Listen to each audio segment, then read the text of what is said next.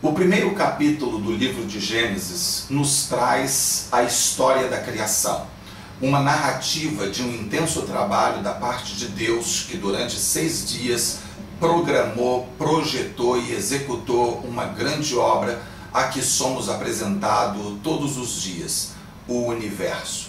Não há evidentemente na Bíblia a intenção de nos apresentar um relato científico, não é essa a visão. A visão é mostrar a forma como Deus planejou e executou um grande projeto para que nós, como seres que somos chamados de imagem e semelhança dele, possamos também estar executando os nossos projetos que, embora evidentemente extremamente inferiores em proporções, dimensões e importância, são importantes para nós e para todos aqueles que nos cercam. Ouvi recentemente em uma palestra que no momento em que nós, seres humanos, estamos criando alguma coisa, é o momento em que nós mais nos parecemos com Deus, porque estamos exercendo uma função que na verdade cabe a Ele. Ele é o Criador Supremo. E quando criamos algo, quando geramos algo a partir da nossa mente, então nós nos assemelhamos a Ele. De qualquer forma, o relato de Gênesis traz um propósito bastante importante para as nossas vidas. O propósito de nos ensinar a forma como Deus gerou tudo o que nós conhecemos. E desse modo nos inspira, nos ilumina para que nós possamos imitar o nosso Criador de algum modo. O primeiro ensinamento que eu extraio dessa porção da Escritura é que Deus idealizou, Ele programou e gerou algo absolutamente fantástico. E da mesma forma, nós precisamos também idealizar, planejar e executar os nossos projetos. É perfeitamente sabido entre nós que muitas das ideias e dos projetos que nós idealizamos não são executados. E isso porque nós pensamos inicialmente em toda a complexidade, em todo o trabalho, muitas vezes nas impossibilidades que nós temos em gerar aquilo que nós temos em mente. Mas Deus nos ensina que precisamos não apenas idealizar, não apenas pensar os nossos projetos, mas entrar no plano de execução. Ele não fez tudo de um só momento, mas ele planejou e executou em partes cada um dos processos que levaria ao plano maior ou ao todo que ele certamente tinha em mente. Particularmente, eu não acredito que Deus simplesmente começou a fazer algo e foi ver no que dava. Não. Ele já tinha idealizado na sua cabeça o que ele tinha como um projeto pronto na sua ideia e por partes foi executando.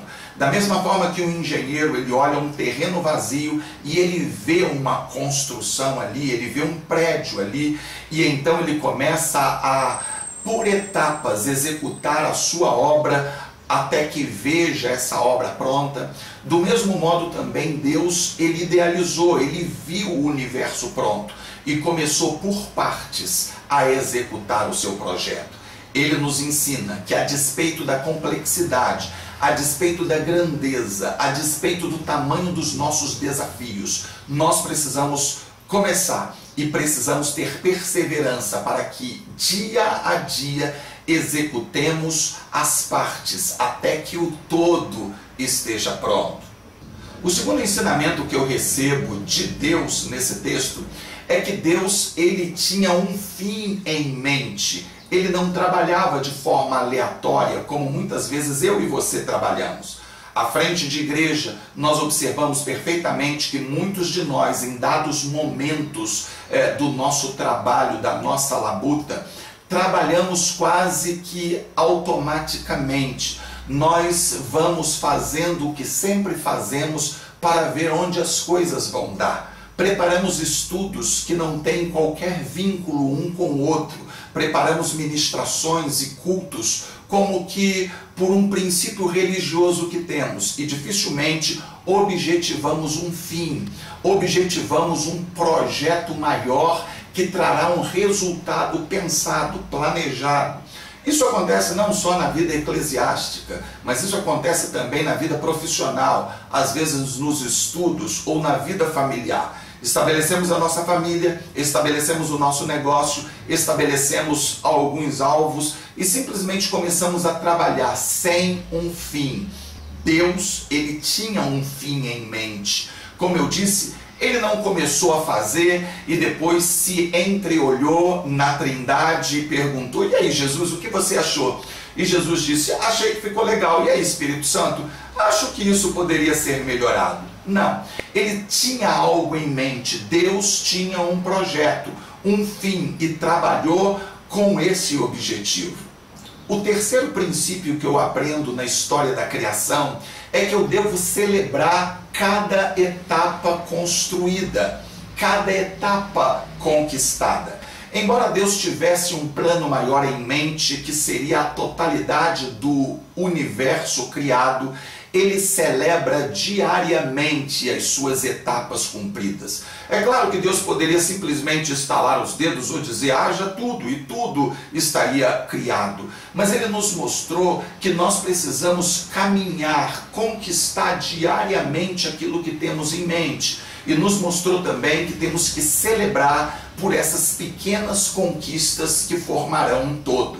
Observe que depois de cada dia na criação, Deus diz: isso é bom. Ele concorda que tudo aquilo saiu de acordo com o que ele tinha em mente, com o planejado, e ele viu que era bom e enalteceu aquilo que ele mesmo tinha feito. Temos errado muito nisso, temos falhado nos processos, porque nós temos obtido conquistas, temos obtido sucessos, temos alcançado pequenas partes dos nossos alvos e não temos comemorado, e não temos valorizado. E isso atrapalha não só a fecharmos ciclos e dizermos: conquistamos isso, alcançamos essa etapa, como também nos atrapalha a entendermos que cada etapa é importante para a conquista de um processo ou de um projeto maior. E por último, Deus nos ensina que ao final de cada projeto nós temos que comemorar e celebrar, valorizando tudo aquilo que nós concluímos. Ele diz 6 vezes durante o relato: e viu que era bom. Mas no final do 6º dia, depois que ele conclui o seu projeto, a Bíblia diz que Deus olha para tudo aquilo e diz que tudo é muito bom. A celebração ao final do processo foi maior do que todas as etapas. Ele estava celebrando, ele estava mostrando para ele mesmo e posteriormente para mim e para você que nós precisamos valorizar aquilo que nós fazemos. Não com um sentimento de orgulho, mas para que nós possamos ver que fomos capazes de realizar algo. Tire os seus projetos do papel. Comece a pensar, programar e executar aquilo que você tem em mente. E não esqueça de celebrar cada uma das etapas, lembrando sempre que Deus dá extremo valor à sua vida, porque você é a coroa da criação dele. Imagine que, ou pelo menos pense que, no final de tudo, quando ele cria o ser humano, é que ele faz a maior celebração. Foi depois que fez a mim e a você, ou pelo menos aqueles que nos gerariam, que ele disse: tudo é muito bom. O universo não seria muito bom se não existisse você. As coisas não estariam completas, a criação não seria tão perfeita se Deus não a coroasse com as nossas vidas. Valorize o seu projeto, valorize os seus sonhos, persiga, busque a cada um deles, lembrando sempre que você é o que há de mais valoroso no sistema criado por Deus. Que Deus o abençoe.